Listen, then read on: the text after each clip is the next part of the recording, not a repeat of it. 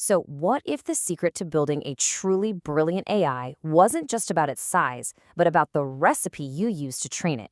Well, today we're diving into exactly that. We're going to demystify AI agents and uncover the key ingredients for training them, not just bigger, but way, way smarter. Okay, so let's stick with this recipe idea. Think about a master chef. We know we can give an AI a tool, right? Like a calculator or a code interpreter. But how do you actually teach it to think like that chef? To know not just how to use some new gadget, but when, and more importantly, why to use it to create something amazing? That's really the core challenge we're digging into. So first, let's just get on the same page. A standard AI model, its reasoning is kind of like trying to solve a puzzle while you're locked in a windowless room. You can only use the knowledge you already have in your head. But agentic reasoning? That's like being in that same room, but suddenly you have high-speed internet and a whole team of experts on speed dial. The agent can actually go out, use tools, find new info, and solve problems in a way that just wasn't possible before. It's a total game changer. All right, so here's our roadmap for this explainer. We're going to start with the big challenge our AI chef is up against. Then we'll break down the 3 essential ingredients in our secret recipe: the data, the algorithm, and the strategy. And then, of course, the best part. The proof is in the pudding. We'll get to taste the results. First things first, the challenge. Why is getting this recipe right so darn difficult? Well, it turns out you can't just throw a bunch of tools at an AI and hope for the best. A lot of the current training methods lead to agents that are just clumsy. They're inefficient, they're unstable, or they get stuck in these frustrating loops, asking the same dumb question over and over. And the technical hurdles behind this are pretty significant. Researchers have to deal with stuff like reward collapse, where the AI basically gives up on learning, or unstable training, where its performance is all over the map. But more intuitively, you get agents that are either overthinking, stuck in those endless loops, or underthinking, where they just jump to use a tool way too quickly without even trying to reason things out first. So, to solve this, let's get to our first ingredient, the data. Just like with any amazing dish, you have to start with the absolute best ingredients. And for an AI agent, that means the data it learns from is everything. Now, here's a crucial point. Not all data is created equal. A common shortcut people use is something called stitch-style data. It's where you manually jam a tool's output into an AI's thought process.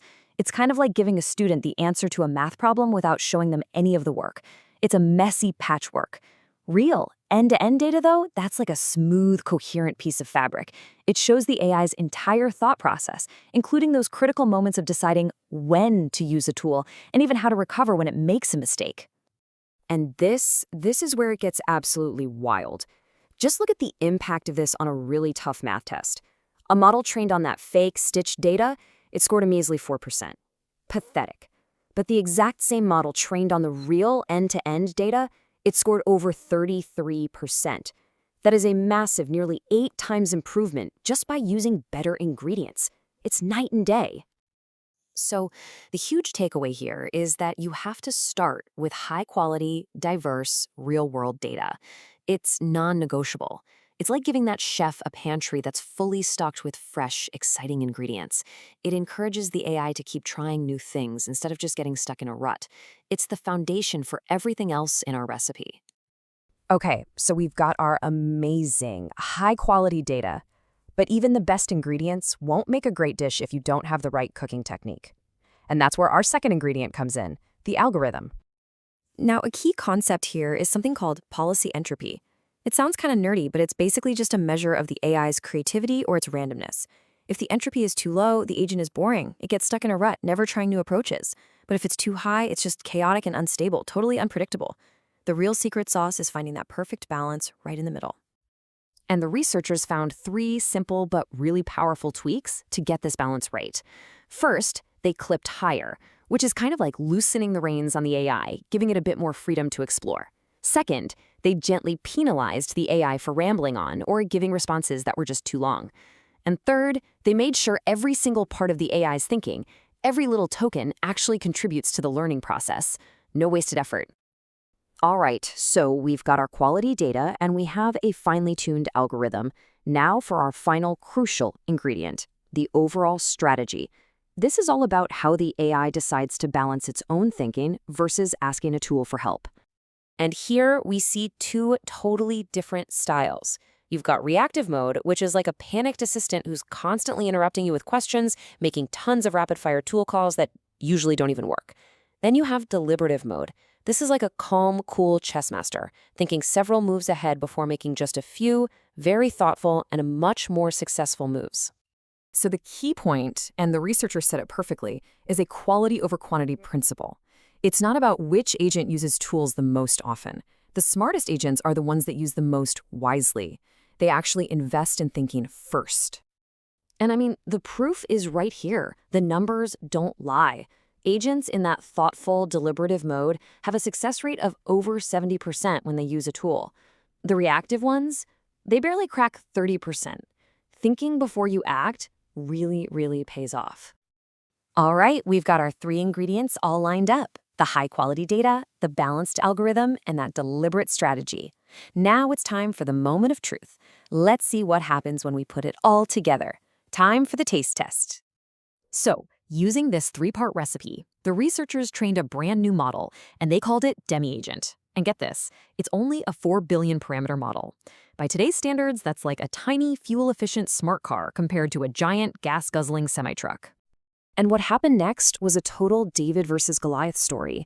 On a ridiculously hard test, this little 4 billion parameter DemyAgent, trained with our special recipe, scored an incredible 70%. That's not just good, that's better than a model 3 times its size, and it blows a model 8 times its size completely out of the water. Just let that sink in for a second.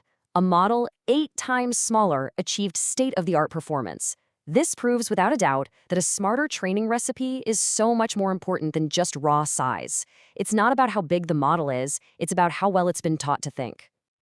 So if you want to cook up a smarter AI agent, here it is. This is the secret recipe we've unpacked. You start with real, high-quality data. You use a finely tuned algorithm that perfectly balances creativity with focus. And you encourage a deliberate, quality over quantity strategy for using tools. And here's why all of this really matters for you, for me, for everyone. The future of AI isn't just a brute force race to see who can build the biggest model. This research gives us a practical blueprint for training them smarter. It paves the way for AI that's not only more powerful, but also more efficient and accessible to way more people. And that leaves us with one final fascinating question to chew on. As we move forward, are the biggest breakthroughs going to come from simply making our models bigger and bigger? Or will they come from perfecting the recipe we use to teach them? It seems like smarter, not just bigger, might be the future. Thanks for joining this explainer.